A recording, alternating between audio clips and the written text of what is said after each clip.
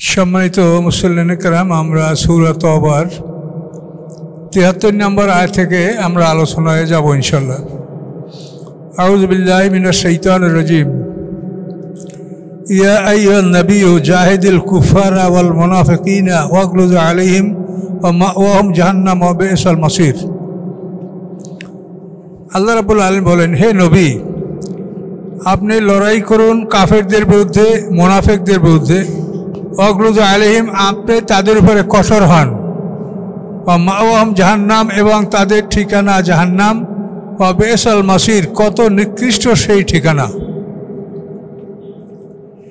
ইয়াহলিফুনা বিল্লাহি মা ক্বালু, তারা আল্লাহর নামে শপথ করে বলছে যে তারা কিছু বলেনি। মানে তারা অনেক কথা আল্লাহর বিরুদ্ধে, রাসূলের বিরুদ্ধে তারা বলেছে, কিন্তু যখন আল্লাহ রসুল তাদেরকে প্রশ্ন করেছেন তখন আল্লাহর নামে কসম করে বলে যে আমরা কিছু বলিনি, আমরা শুধু পথ অতিক্রম করার জন্য একটু গল্প গুজব আলাপ আলোচনা করতেছিলাম, আমরা খারাপ কিছু বলিনি, এভাবে আল্লাহর কসম করে বলছে।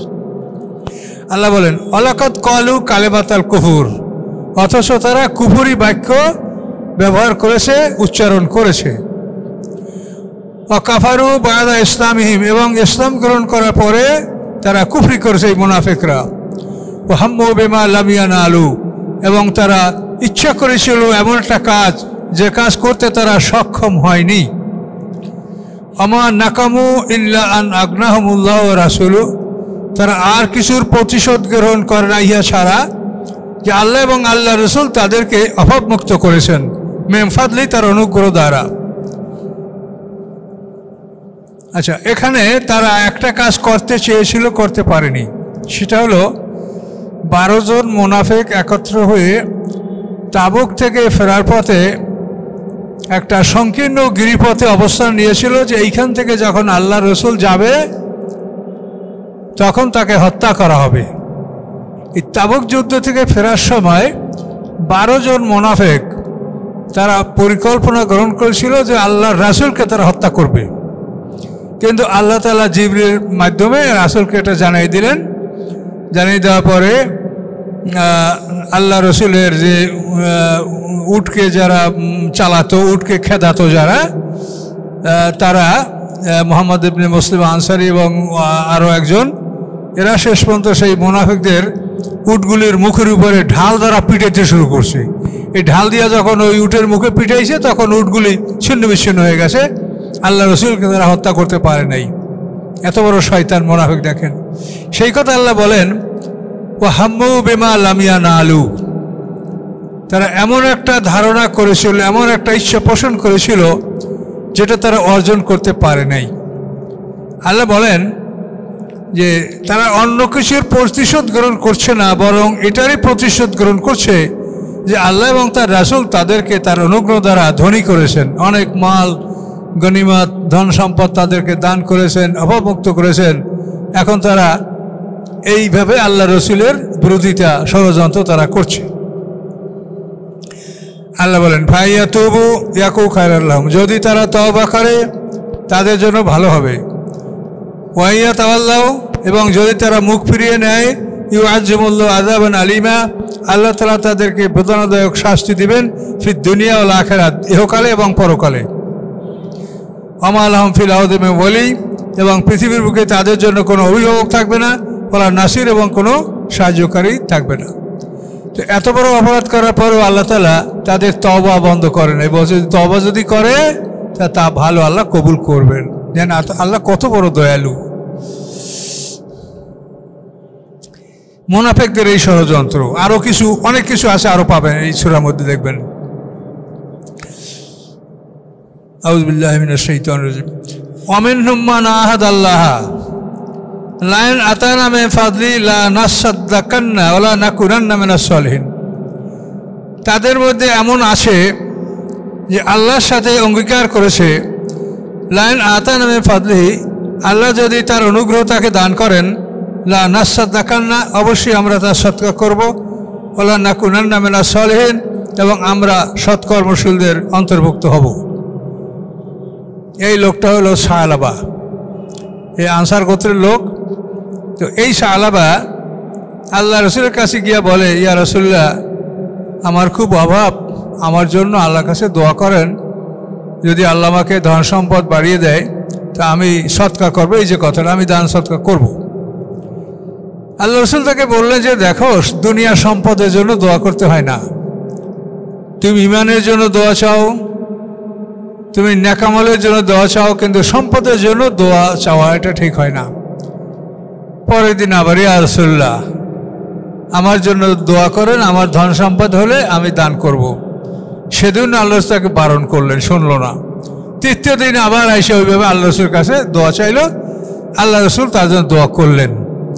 দোয়া করার পরে এমনভাবে তার সম্পদ বাড়তে শুরু করলো যে তার বকরিগুলি এবং উট, বকরি, ছাগল এমনভাবে বাড়তে শুরু করলো যে মদিনা শহরে তার যেখানে বাড়ি সেখানে এইগুলি সময় হয় না, এখানে সেগুলি ধরে না, এখন তাকে একটু দূরে যেতে হয়, দূরে গিয়ে বাড়ি করতে। আর ওই সময় তো বাড়িঘর করার জন্য কোনো জমি কেনা বেচা নাই, যে যেখানে বাড়ি করে ওটাই তার জমি। আমাদের পার্বত্য চট্টগ্রামও কিন্তু এটা ছিল, কিন্তু এখন কিছু আইন কানুন হয়েছে। তো ও মদিনা শহর থেকে বের হয়ে গেল বাইরে, এখন ওর পশু এটা মদিনা শহরে এটা ধরে না, এজন্য চলে গেল। এখন শহরের বাইরে যাওয়ার কারণে ও ঠিকমতো 5 ওয়াক্ত নামাজ জামাতে আর পড়তে পারছে না। এই পশুপালন, অনেকগুলি পশু, তারপর অনেক দূরে, শহর থেকে অনেক দূরে থাকার কারণে এখন রাসূলের পিছনে যে নামাজ পড়বে 5 ওয়াক্ত, এটা তার জন্য হচ্ছে না। কিছুদিন পরে এমন হলো যে তার পশু এবং ধন সম্পদ এত বাড়লো যে আরও দূরে সে অবস্থান করলো, এবং এখন সে শুক্রবার দিন শুধু জুমার নামাজ পড়তে পারছে, আর কোনো নামাজ সে পড়তে পারছে না জামাতে। এভাবে তার সম্পদ বাড়লো, এভাবে সম্পদ তার বাড়তে থাকলো। ইতিমধ্যে আল্লাহর পক্ষ থেকে জাকাতের বিধান আসলো যে জাকাত দিতে হবে। জাকাতের বিধান আসার পরে আল্লাহ রসুল জাকাত উসুলকারী মনোনয়ন করলেন এবং তাদের কাছে জাকাতের বিধানের বিষয়টা লিখিত করে, লিখিতভাবে সেটা তাদেরকে দিলে যে এইভাবে জাকাত আদায় করতে হবে। হ্যাঁ, বকরি 40টা, একটা গরু থাকলে 30টা, একটা ভেড়া, বকরি, একইভাবে উট 5টা থেকে জাকাত শুরু হবে। এই বিধান সম্বলিত মানে পত্র লিখে যাদেরকে যেখানে জাকাত পাঠিয়েছেন আল্লাহ রসুল এভাবে পাঠিয়েছেন। ওর কাছে যখন এই জাকাতের চিঠি নিয়ে রাসূলের সাহাবীরা আসে, তখন এটা পড়ে দেখে বলে যে জাকাত এবং জিজিয়া কর এর মধ্যে তাহলে তো কোনো ব্যবধান নাই। বিধর্মীদের থেকে যেটা নেওয়া হয় সেটাকে বলা হয় জিজিয়া। জিজিয়া হলো মানে মানুষের উপরে কর। মানে একজন যদি মানে সক্রিয় মানুষ হয়, ফিট অলস সব দিকে সক্রিয়, তাহলে সে 4 দিরহাম বাৎসরিক কর দিবে, এটা হলো জিজিয়া বলা হয়। আর যদি মধ্যম হয় তাহলে সে দেবে 2 দিনার, আর যদি তার চেয়ে তো কম মানের হয়, গরিব হয়, তাহলে সে 1 দিনার দিবে। এটা হলো জিজিয়া, 4 দিনার, 2 দিনার, 1 দিনার। আর কর হলো তারা জমিন থেকে যেটা খাজনা দেবে, এটা হলো কর। জিজিয়া এবং কর এই দুটোই কিন্তু ইহুদি এবং খ্রিস্টানদের উপরে ছিল, এটা মুসলমানদের উপরে না। তো এখন মুসলমানরা দিবে ওসর, মুসলমান এটা দিবে না, ওসর এবং জাকাত দিবে। তো এখন ওই লোক বলে, সালাফা বলে যে এটা তো মনে হয় যে বিধর্মীদের থেকে যেরকম জিজিয়া কর নেওয়া হয় এটা সেরকমই তো আপনারা যান, পরে আসেন, আমি এটা বিবেচনা করব। তো ওরা অন্য জায়গায় জাকাত উসুল করার পরে তো আবার যখন তার কাছে আসলো, সে একই কথা বললো, সে জাকাত দিতে রাজি হলো না। না হওয়ার পরে এভাবে আল্লাহ রসুলের কাছে এরা চলে গেলেন এবং এই খবর বললেন। বলার পরে ইতিমধ্যে তো আল্লাহর পক্ষ থেকে আয়াত নাজেল হলো। এই আয়াত নাজেল হওয়ার পরে আত্মীয় স্বজনরা তার মানে খুবই দুঃখিত যে ও তো শেষ হয়ে গেল। তো শেষ পর্যন্ত তার আত্মীয় স্বজনরা তাকে নিয়ে আল্লাহ রসুলের কাছে আসছিল। আসার পর আল্লাহ রসুল বলেন যে তোমার ব্যাপারে কোরআনের আয়াত নাজেল হয়ে গেছে, এখন আমার এটা কিছু করার নেই। এই কোরআনের আয়াত নাজেল হওয়ার আগে যদি তুমি আসতে পারতা তাহলে আমি আল্লাহকে বলতাম। এখন আল্লাহ তাআলা বিধান নাজেল করে ফেলেছেন, এটার মোকাবেলা আমার করার, এর বিপক্ষে আমার কোনো দোয়া করা বা প্রার্থনা করার অধিকার আমার নাই। শেষ পর্যন্ত এই সাহাবা তার জাকাত আল্লাহ রাসূল গ্রহণ করেন নাই। এরপরে আবু বকর সিদ্দিক রাদিয়াল্লাহু তাআলার জামানায় তার কাছে তিনি জাকাত নিয়ে গেছিলেন, তিনিও কবুল করেন নাই। এরপরে ওমর ফারুক তিনিও তার জাকাত কবুল করেন নাই, এবং ওসমান গনি রাদিয়াল্লাহু তাআলার খেলাফত আমলে সে এইভাবে মারা গেছে, তাকে মুনাফিকের তালিকাভুক্ত করা হয়েছে। সেই কথাটা আল্লাহ এখানে বলছেন, অমিনহুম মান আহাদ আল্লাহ, তাদের মধ্যে এমন আছে যারা আল্লাহর সাথে প্রতিশ্রুতি দিয়েছে, লাইন আতানা মিন ফাদলিহি, যদি আল্লাহ তাআলা তার অনুগ্রহতে আমাকে দান করে, লা নাসাদ্দাকান্না, অবশ্যই আমি তার থেকে দান করব, ওয়ালা নাকুনান্না মিনাস সালিহিন, এবং অবশ্যই আমি সৎকর্মশীলদের অন্তর্ভুক্ত হব। কিন্তু ফালাম্মা আতাম মিন ফাদলি, অতঃপর যখন আল্লাহ তাআলা দিলেন তার অনুগ্রহ, বাখিলুভি, তখন তা নিয়ে তারা কৃপণতা করলো, ওয়া তাওয়াল্লাও, এবং মুখ ফিরিয়ে নিল, ও মুরিদুন, তারা ছিল এমনটা জাতি যারা মুখ ফিরিয়ে বিপরীত দিকে চলে যায়, এরকম তারা জাতি। আল্লাহ বললেন ফাআকাবাহুম নিফাকান ফি কুলুবিহিম, আল্লাহ তা বলেন বসিয়ে দেওয়া হয়েছে মুনাফিকি, নেফাক তাদের অন্তরে, মানে তাদের অন্তরে মুনাফিকি বসিয়ে দেওয়া হয়েছে, যে ওখান থেকে আর নড়বে না, পাকাপোক্ত করে দেওয়া হয়েছে। পাকাপোক্ত করা যে তাদের অন্তরে মুনাফিকি, ইলা ইয়াউমি ইয়ালকাউনাহু, ওই দিন পর্যন্ত, যেদিনে তারা আল্লাহর সাথে সাক্ষাৎ করবে। তো এই মুনাফিকি তাদের অন্তরে পাকাপোক্ত করে দিল কেন? বেমা আখলাফুল্লাহ মাওয়াদুহু, এই জন্য যে তারা খেলাপ করেছে তাদের প্রতিশ্রুতি, আল্লাহর সাথে প্রতিশ্রুতি দিয়েছিল, এই প্রতিশ্রুতি ভঙ্গ করেছে। এই জন্য আল্লাহ তাদের হৃদয়ের মধ্যে, তাদের অন্তরে যে মুনাফিকি ছিল, এটা আল্লাহ কঠিন করে অন্তরে বসিয়ে দিয়েছেন। অবিমা কানু ইয়াকযিবুন, এবং এই জন্য যে তারা মিথ্যা বলেছে, তারা বলেছে আমরা এটা করব, সেটা মিথ্যা, তারা করে নাই, এই জন্য তাদের কথাটা মিথ্যা প্রমাণিত হয়েছে। তো তাদের অন্তরে আল্লাহ নেফাকি বসিয়ে। এখন এই যে কুলুব, এই অন্তর, এটা নিয়ে অনেক আলেমরা বলে যে অন্তর যে কল্প, এটা এই বক্ষস্থলে যে আমরা বলি আমার বাম সাইডে কলব, এটা না, কলবটা হয়েছে মাথায়, এরকম এক শ্রেণী লিখে বলে না, কিন্তু এটা হচ্ছে মানে এটা গাঁজাখুরি কথা।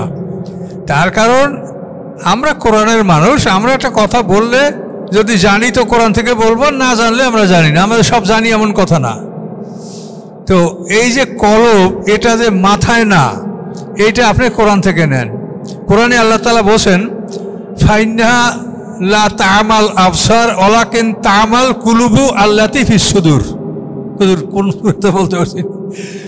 ফাইন্নাহা লা তা'মাল আবসার, আল্লাহ বলেন দুইজনের দুই পাশে দুই হাফেজ আছে, হুজুরি আছেন হাফেজ একজন, এটা আপনি পাবেন, এটা খুঁজে নিতে পারবেন। হ্যাঁ, হজের মধ্যে, হ্যাঁ আলহামদুলিল্লাহ হজের মধ্যে। তো এখন আল্লাহ বলেন ফাইন্নাহুম লা তা'মাল আবসার ওয়ালাকিন তা'মাল কুলুবুল্লাতী ফিস সুদূর, যে এরা চোখের অন্ধ নয়, এরা হৃদয়ের অন্ধ। এই হৃদয়টা কোথায়? আল্লাতী ফিস সুদূর, যে হৃদয়টা বক্ষস্থলে। কি কোরআনে বলা আছে? এখন যদি আমরা এটা মাথায়, তা আপনি কার বুদ্ধিতে এইসব কথা বলেন? এই কিছু বক্তারা আলেমরা ওই বৈজ্ঞানের কথা বা অমুক বড় লোকে বলছে, অমুক গবেষক বলছে, এই নিয়ে কিন্তু এগুলো কথা বলে। তাহলে স্পষ্ট আয়াতে বলা আছে ফাইন্নাহা তা'মাল কুলুবিল্লাতী ফিস সুদূর, যে তারা হৃদয়ের অন্ধ, চোখের অন্ধ নয়। এবং এই হৃদয়টা কোথায়? আল্লাতী ফিস সুদূর, যেটা বক্ষস্থলে। তাহলে মাথাটা হলো আমাদের দেহের ইঞ্জিন রুম। ইঞ্জিন রুমে সব শক্তিটা কিন্তু ইঞ্জিন রুমে থাকে। ইঞ্জিন রুম থেকে পাওয়ার ট্রান্সফার হয়, ফলে সেকশনে উৎপাদন হয়। কি ঠিক কিনা বলেন? এটা তো কোনো ভুল নেই, এটা তো আপনারা সবাই সচক্ষে দেখছেন যে ইঞ্জিন রুমে সব পাওয়ার, ওখান থেকে পাওয়ার ট্রান্সফার হয়, ফলে উৎপন্ন হয়, উৎপাদন হয়, পণ্য আপনি পাচ্ছেন। কিন্তু পাওয়ার কিন্তু ওই ইঞ্জিন রুমে। এই মানুষের ইঞ্জিন রুম হলো এই মস্তিষ্ক। এই জন্য এই ইঞ্জিন রুমটাকে আল্লাহ এত শক্ত করে বানিয়েছে যে দেহের এইরকম আর সুরক্ষিত জায়গা আর কোনোখানে নাই। আপনার মাথাটা এত শক্ত যে আপনার দাঁত যে পরিমাণ, তার চাইতে মাথার হাড্ডিটা শক্ত। তো ইঞ্জিন রুমকে আল্লাহ তাআলা খুব প্রোটেক্টেড করে, খুব মজবুত করে বানিয়ে এখান থেকে সব পাওয়ার ট্রান্সফার হয়। এখানে কিছু কাজ হয় না, পাওয়ার ট্রান্সফার হয়, ওটা সেকশনে গেলে পরে ওখানে কাজ হয়। কাজেই সব কিছুই মাথায় যায়, মাথার থেকে আপনার অঙ্গ প্রত্যঙ্গে আসে, মানে ইন্দ্রিয় শক্তিগুলোর কাছে মাথার থেকে পাওয়ারটা আসে। কিন্তু কলব এটা বক্ষস্থলে, এটা আল্লাহ কোরআনে বলেছেন। অনেক মানুষ, আমার খুব দুঃখ লাগে যে তারা কিছু গবেষক বা কিছু চিন্তাবিদ, তাদের কথা শুনে তারা এমন কথা বলে যাতে কোরআনের বিপক্ষে চলে যায় এবং কোরআনের সহজ বিষয়টা জটিল হয়ে যায়। এর আরেকটা বিষয় দেখেন, আল্লাহ তাআলা 6 দিনে আকাশ পৃথিবী সৃষ্টি করছে, এটা তো আল্লাহ কোরআনে স্পষ্ট বলেছেন। সিত্তাতে আইয়াম বহু আয়াতে বলেছেন। এক দলে বলে যে সিত্তাতে আইয়াম মানে 6টা পর্ব, 6টা কাল। তো আল্লাহ কোরআনে বলেন 6 দিন, আর আপনি বলেন 6টা কাল। ইয়মুন মানে দিন, এই ইয়মুন মানে কাল, এটা কি আছে কোথাও কোনো অভিধান দেখাইতে পারবেন? ইয়মুন মানে দিন, এটাকে আপনি কাল বলেন কেন? কাল বললে আপনি কি বুঝাবেন? 6টা কালে আকাশ পৃথিবী সৃষ্টি করেছে, কোন কালে কোনটা হয়েছে বলেন? কি জবাব দেবেন আপনি? কি আপনার এটা জ্ঞান আছে? কাল কাকে বলে? আমরা তো সাধারণ প্রচলিত সমাজ জানি যে কাল হলো 4টা, সত্য, ত্রেতা, দাপর, কলি, এই 4টা কাল। এই 4টা কালের উপরে তো আমরা কালের কোনো খবর পাই না। এখন আপনার 6টা কাল, এখন এক একটা কালে কত সময়, কতদিন ধরে কতদিন এক কাল, কোন কালে কোনটা আল্লাহ সৃষ্টি করেছেন?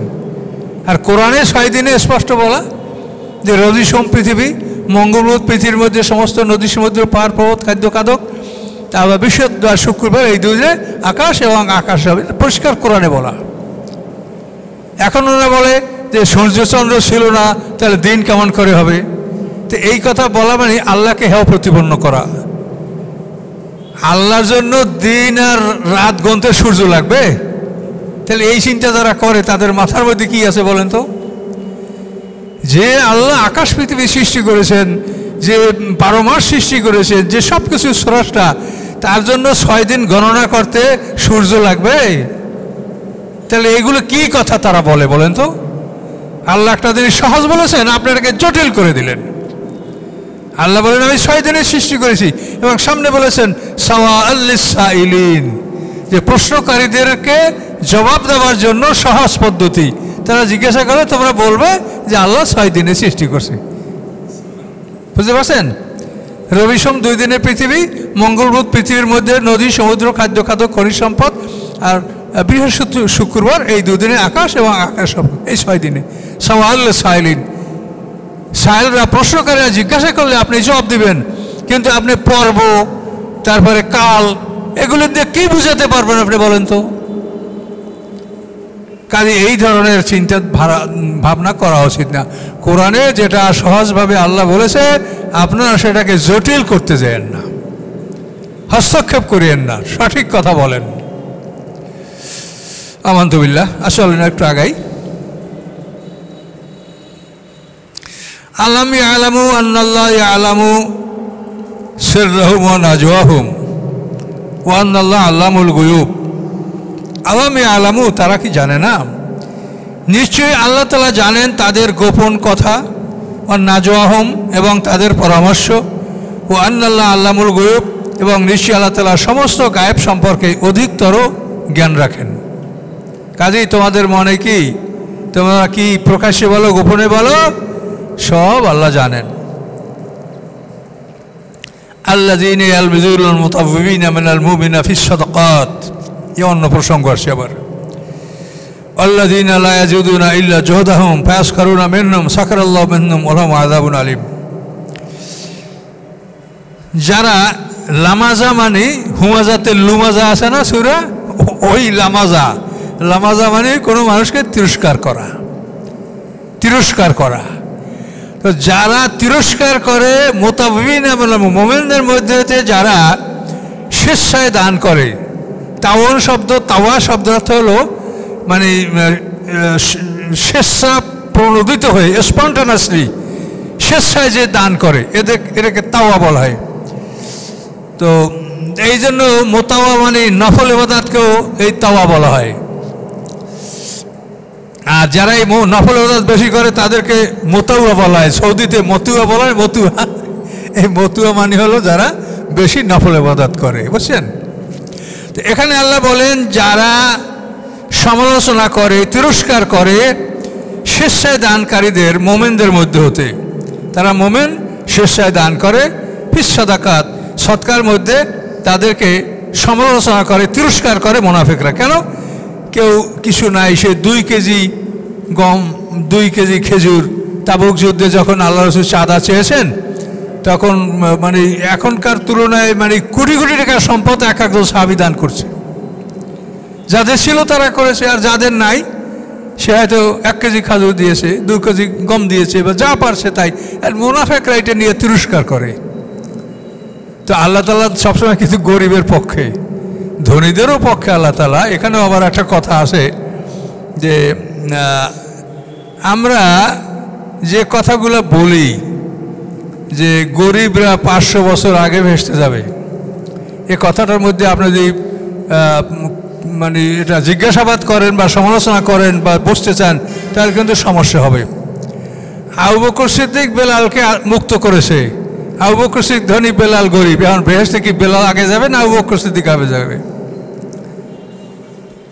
তাহলে গরিব 500 বছর আগে এই মানে হাদিস থেকে কথা বললে অনেক সময় আমরা জটিলতায় পড়ি। এই জন্য বুঝে শুনে বলবেন।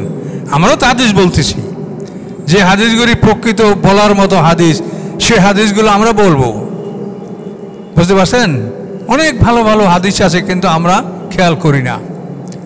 এই কোরআন সম্পর্কে আল্লাহ তাআলা বলেছেন, আল্লাহ রাসূল বলেছেন, আল কোরআন হুজ্জাতুল্লাকা ওয়া আলাইকা, এই কোরআন তোমার পক্ষে অথবা বিপক্ষে এই সাক্ষী। কোরআন তোমার পক্ষে অথবা বিপক্ষে। আল্লাহ রাসূল বলেছেন, এই শাফাতের আয়াতে দেখবেন যে মাকামে মাহমুদ সূরা বনী ইসরাঈলে, সেখানে আল্লাহ রাসূল বলেছেন যে আমাকে আল্লাহ তাআলা 3 বার শাফাত করার অনুমতি দিবেন। যেটা মোমেনে 80, অর্থাৎ গুনাহগার মোমেনরা যে দোজখে যাবে তাদেরকে দোজখ থেকে বের করার জন্য আমাকে আল্লাহ 3 বার অনুমতি দিবেন, এবং আমার একটা সীমারেখা দেখাই দেওয়া হবে, এই সীমার মধ্যে যারা আছে তাদেরকে আপনি শাফাত করে বের করেন।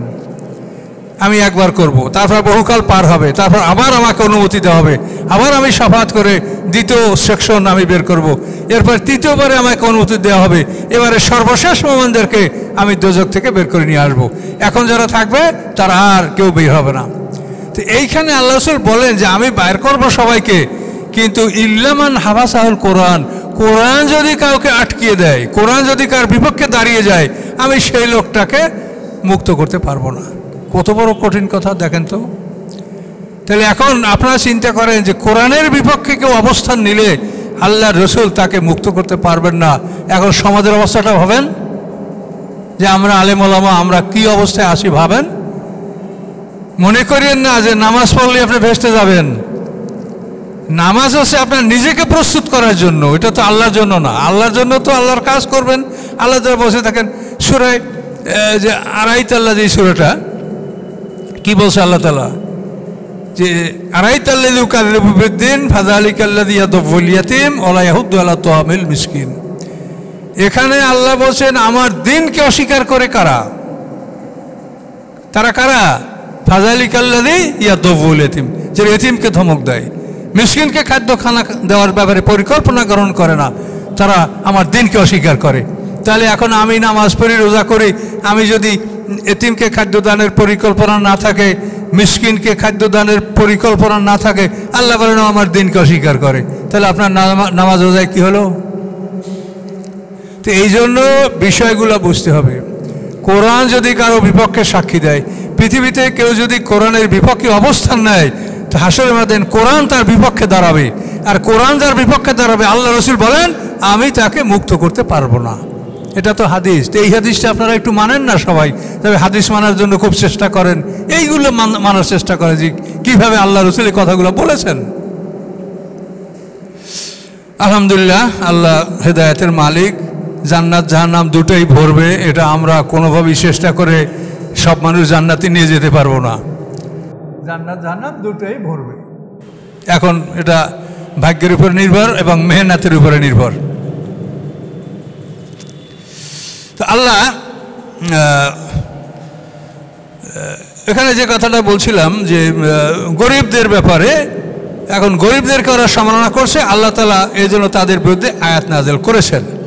গরিবদের প্রতি আল্লাহ যথেষ্ট দয়া আছে এবং গরিবদেরকে বাদ দিয়ে আল্লাহ রসুলকে বিভিন্ন সময় যে মজলিস করার ব্যাপারে নিষেধ করেছেন।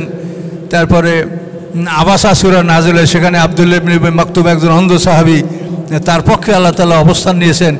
গরিবদের পক্ষ অবলম্বন আল্লাহ করেছেন বিভিন্ন জায়গায়, এটা আমরা দেখতে পাচ্ছি। তার মানে যে ধনীরাও যে পিছিয়ে পড়ে থাকবে একথাও কিন্তু না, একথাও কিন্তু না। তার কারণ আমরা প্রতিটি ক্ষেত্রেই দেখছি যে ইসলামের যে বড় বড় কাজগুলি এগুলি তো ধনীদের দ্বারাই সম্পন্ন হয়েছে। হিজরতের পরে পানি নাই, সে মদিনার বীরে রুমা কুয়াটা ইহুদিদের ছিল, এটা ওসমান গনি খরিদ করে মুসলমানদেরকে দান করে দিলেন। তো এখন ওসমান গনি কি পিছিয়ে যাবে ভেসতে? কাজেই ধনী গরিব সবাইরই সম্মান আছে, সবাইরই ইজ্জত আছে। কাজে একসাটিয়া কথা বললে তাহলে কিন্তু মানুষের মনে কষ্ট আসবে। এখনও দেখেন, এই যে আপনি দেখেন আপনার বাংলাদেশে দেখেন, এখানে যে শতকরা যতগুলো প্রতিষ্ঠান আছে, এই শতকরা 90-95টা প্রতিষ্ঠান সব ধনীরা তাদের অর্থ দিয়ে এই প্রতিষ্ঠানগুলি প্রতিষ্ঠা করছে। তারা এই মাদ্রাসাগুলি, এতিমখানাগুলি, এরা ধনীরাই সব এগুলোর পৃষ্ঠপোষকতা করছে, কি ঠিক কিনা বলেন? কাজে এই জন্য কথা আপনি বলেন ধনীর পক্ষে গরিব পক্ষে উভয়কে, কাউকে হেয় প্রতিপন্ন করে বা কাউকে মনে আঘাত দিয়া কথা বলা এটা ঠিক হবে না, যেহেতু সবাইরই অবদান আছে, সবাইরই অবদান আছে, সবাই সম্মিলিত প্রচেষ্টায় আল্লাহর দিন প্রতিষ্ঠিত আছে। এখানে ওই অল্প দান যারা করছে মুনাফিকরা তাদের সমালোচনা করেছে। আল্লাহ বলেন ফায়াসখারুনা মিনহুম, তারা মুনাফিকরা তাদেরকে উপহাস করলো। 1 কেজি গম দিয়েছে, 1 কেজি খেজুর নিয়ে আসছে। সাখরাল্লাহু মিনহুম, আল্লাহ তাআলা ওই মুনাফিকদেরকে উপহাস করছেন। ওয়ালাহুম আযাবুন আলীম, তাদের জন্য রয়েছে বেদনাদায়ক শাস্তি। কাজে যার যা তৌফিক আছে সেটাই তার জন্য যথেষ্ট। যে কোটি টাকা দান করতে পারে তা সে করবে, আল্লাহ তাকে দিবে। আর যে 1 কেজি দান করতে পারে তাকেও আল্লাহ তাআলা ইচ্ছা করলে অনেক নিয়ামত বাড়িয়ে দিতে পারেন। বিষয়টা হলো এখানে যে আল্লাহ তাআলার কাছে কোনো জিনিস অভাব নাই, কুন ফায়াকুন। তিনি সব দান করলেও কোনো কিছু তার হবে না, কমবে না। আমরা দান করলে কমবে, খরচ করলে কমবে, কিন্তু আল্লাহ যদি ব্যয় করেন কমবে না। মা ইনদাকুম ইয়ানফাদু ওয়া মা ইনদাল্লাহি বাক। তোমাদের কাছে যা আছে এটা ফুরিয়ে যাবে, কিন্তু আল্লাহর কাছে যা আছে সব বাকি থাকবে, কিছুই কমবে না।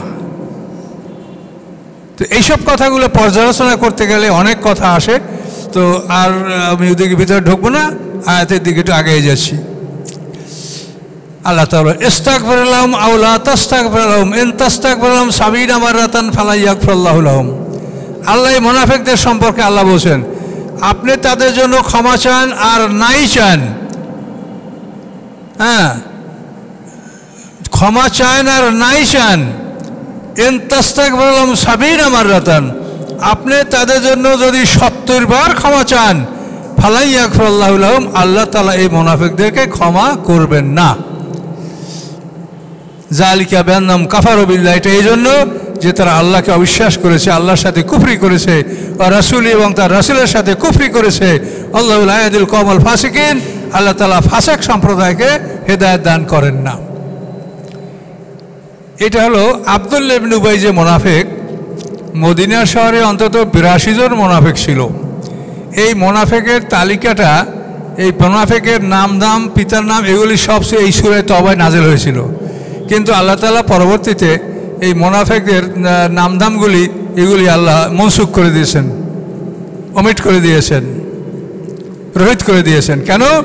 যে এই মুনাফিকদের ছেলেরা ছিল খাঁটি মুসলমান আর এই বুড়ারা ছিল মুনাফিক। এখন যদি এই মুনাফিকদের নাম কোরআনে রেখে দেওয়া হয় তাহলে তাদের ছেলেরা অপমানিত হবে যে তো অমুকের ছেলে।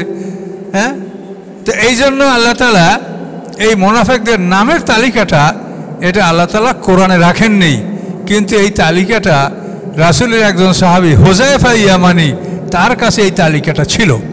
সে জানে যে মদিনায় ৮২ জন মুনাফিক কারা কারা। এই জন্য ওই তাফসিরে এক মর্মান্তিক ঘটনা যে ওমর ফারুক একদিন হুযায়ফা ইয়ামানিকে বলে, হুযায়ফা, আল্লাহ রসুল তোমাকে সব কথা বলে আমাদেরকে বলে না, মদিনায় কতটা লোক মুনাফিক সে তালিকা তোমার কাছে আছে, তো হুযায়ফা বলো ওই তালিকার মধ্যে আমার নামটা আসে নাকি? উমর ফারুক, ভেবে দেখেন তো যে দুনিয়াতে বেহেশতের সুসংবাদ তিনি লাভ করেছেন, রাসূলুল্লাহ শ্বশুর, এবং তার মতামতের উপর অন্তত 3 বার কোরআনের আয়াত নাযিল হয়েছে। এমন এক ব্যক্তি, তার অন্তরে ভয়, সে হুযায়ফা ইয়ামানিকে বলে, হুযায়ফা বলো মুনাফিকের তালিকার মধ্যে আমার নামটা আছে নাকি?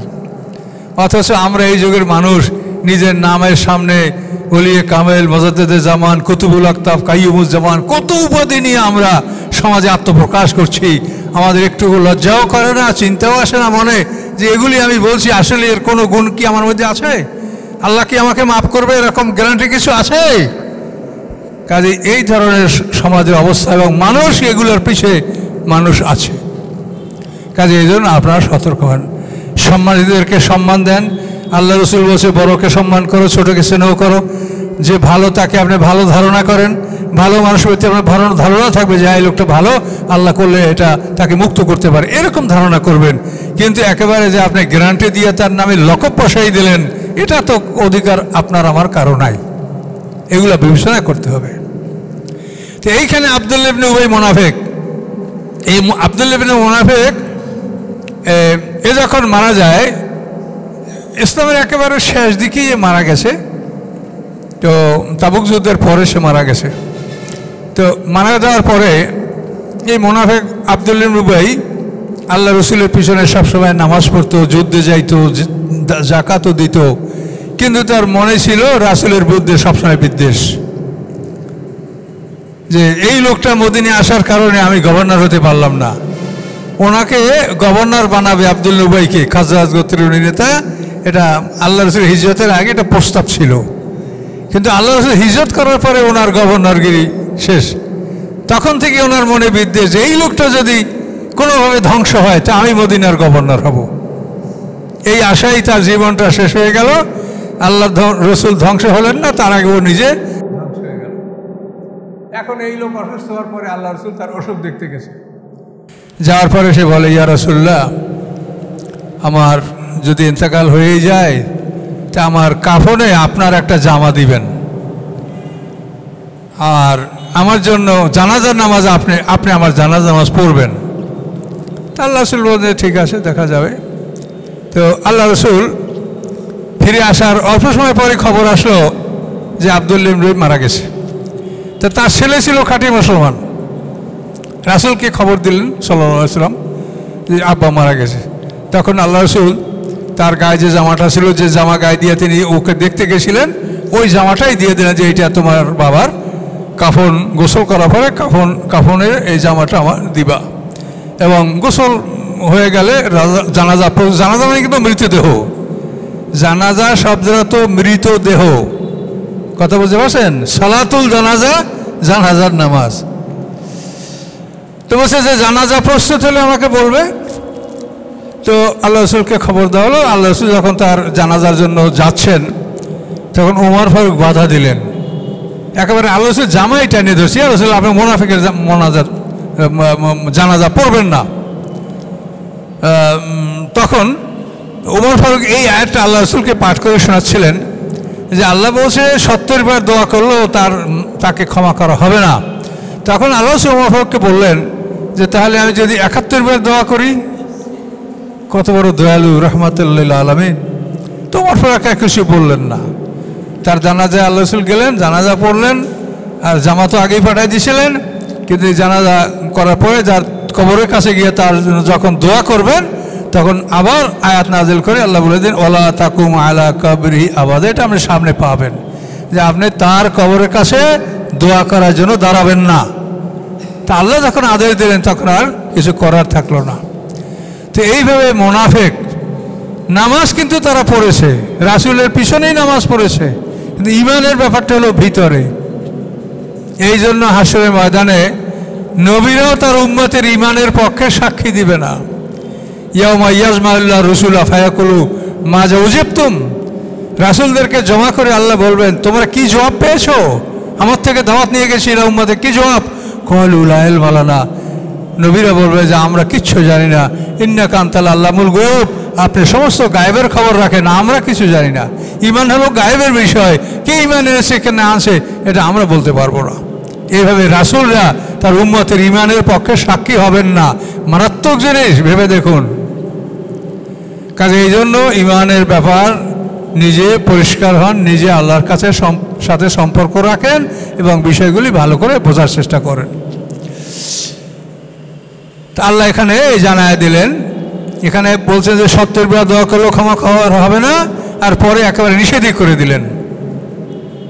এক রুকু হয়ে গেছে, থামবো না আরো আগাবো।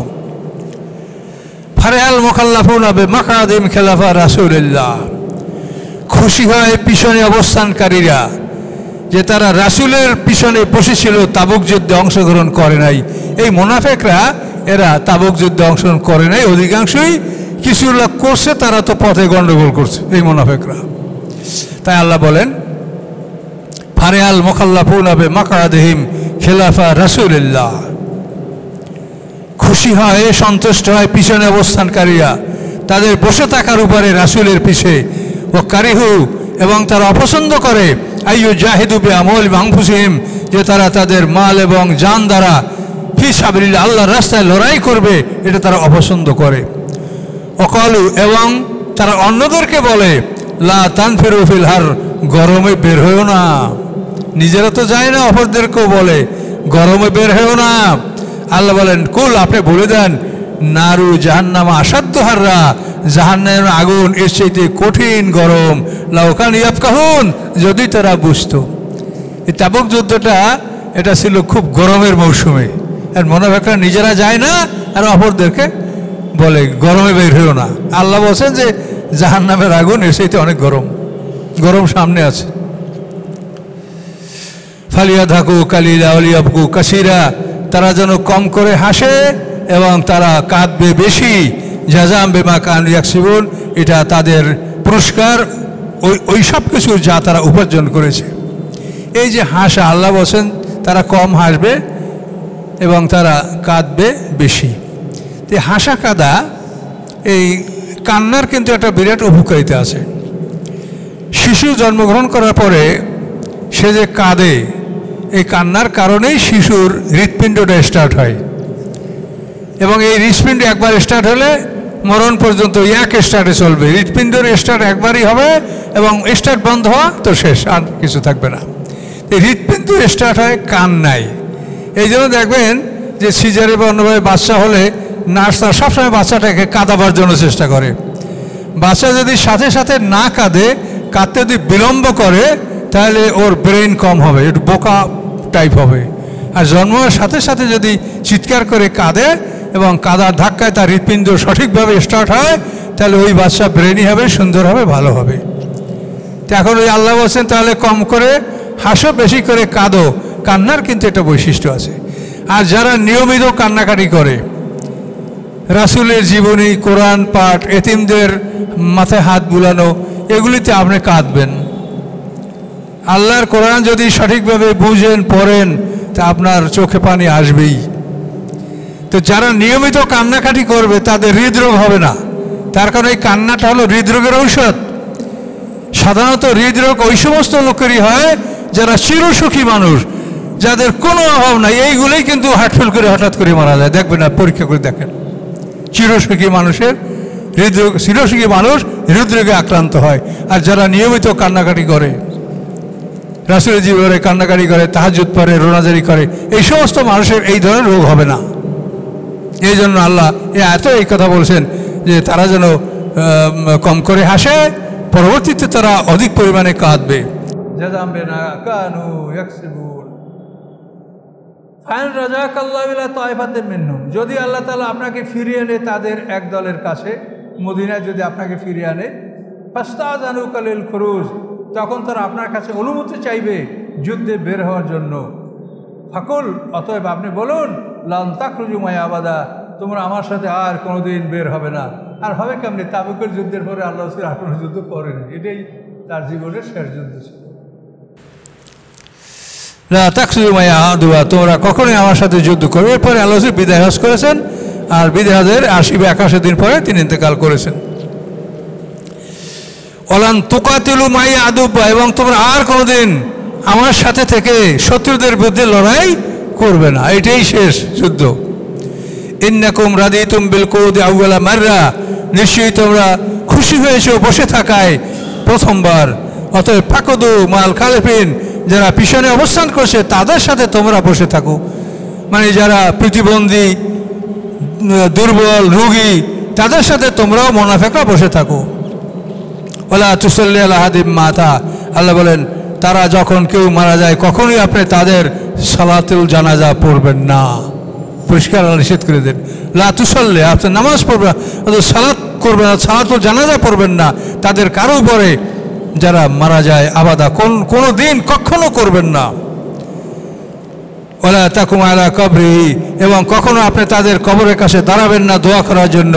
ইন্নাহুম কাফারু বিল্লাহি ওয়া রাসূলিহি, নিশ্চয়ই তারা কুফরি করেছে আল্লাহর সাথে এবং তার রাসূলের কাছে। ও মাতু হুম ফাসিকুন, এবং ফাসেক অবস্থায় তাদের মৃত্যু হয়েছে। এ পর্যন্ত 84 নম্বর আয়াত পর্যন্ত।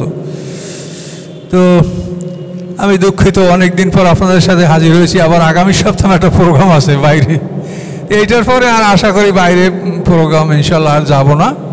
তো আগামী সপ্তাহের পর আমার নিজ এলাকায় বরিশাল যেতে হবে, যে আগামী সপ্তাহে আমি অনুপস্থিত থাকবো। তো দোয়া করবেন আমার জন্য। আমি তো বয়স হয়ে গেছে, এখন যে কোনো কাজ করতে গেলেই ভয় লাগে, যেটা করতে পারবো কি না, কেমন একটা অসাহস মনে সৃষ্টি হয়। অথচ কাজ করতে আরম্ভ করলে আল্লাহ সাহায্য করেন, কিন্তু শুরু করতে ভয় লাগে। তো দোয়া করবে সবাই। তাহলে হুজুর 84 নম্বরে,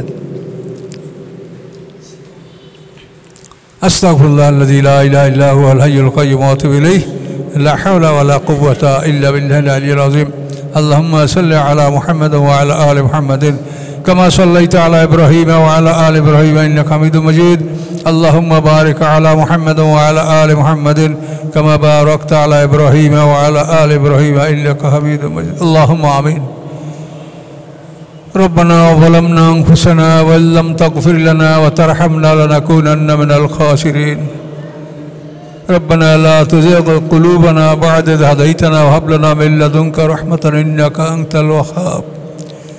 ربنا لا تؤاخذنا إن نسينا أو أخطأنا. ربنا ولا تحمل علينا إصرا كما حملته على الذين من قبلنا. ربنا ولا تحملنا ما لا طاقة لنا به واعف عنا واغفر لنا وارحمنا أنت مولانا فانصرنا على القوم الكافرين. سبحان ربك رب العزة عما يصفون وسلام على المرسلين الحمد لله رب العالمين. السلام عليكم ورحمة الله.